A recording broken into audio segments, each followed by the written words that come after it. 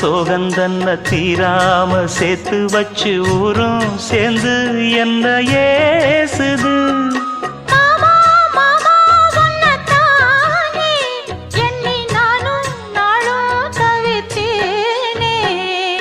கூண்டுக்குள்ள என்ன வச்சு கூடி நின்ன ஊற விட்டு கூண்டுக்குள்ள போனதென்ன கோலக்கிளியே.